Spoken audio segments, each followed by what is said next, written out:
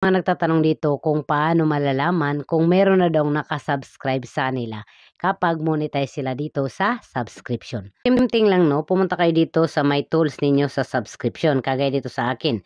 So pindutin nyo lang ito, then makikita nyo dito kung ilan yung nag-subscribe. Kagaya dito sa akin, 4 yung nag-subscribe sa akin. So kung pindutin nyo itong see all, makikita nyo dito yung curing subscribers, new subscribers, or yung nag-cancel ng subscription. Kasi every month po ang bayaran ng subscription.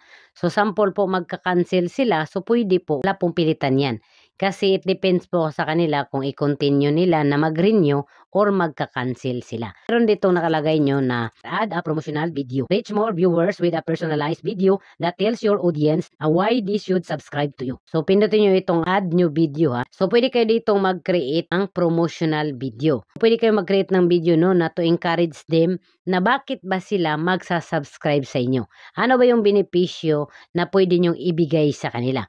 Pero wag kayong masyadong uwi ha, na baka naman parang to the point na parang namimilit kayo. Hindi pwede, nakaka-restrict yun. So, parang chill-chill lang kayo ba?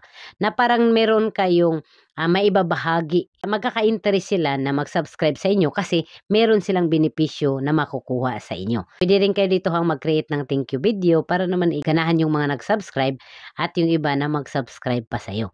So, paano nyo malalaman kung sino naman yung nag-subscribe sa inyo? So, pumunta kayo dito sa my Comments Manager. Swipe right nyo lang, hanapin nyo lang itong subscribers. So dito makikita ninyo kung sino yung mga nakasubscribe sa inyo. Yung nakasubscribe sa akin, no, si Gina Nakua, Arvin B. Montilla, Mikey Lasso, at si Madam Molly Pangilinan Wilson. So kapag nag-set up kayo dyan sa subscription ha, so pwede kayong pumili dyan ng amount. So yun po isa-suggest ni Meta, yun pong pinakamura na sa taas na 55 pesos. At yun pong pinakamahal, 539 pesos. So depende po yan ha kung saang bansa kayo. So siyempre nandito tayo sa Pilipinas, kaya peso po itong nakalagay sa atin. Malalaman nyo din naman yan kung magkano yung babayaran ninyo kapag nag-subscribe kayo.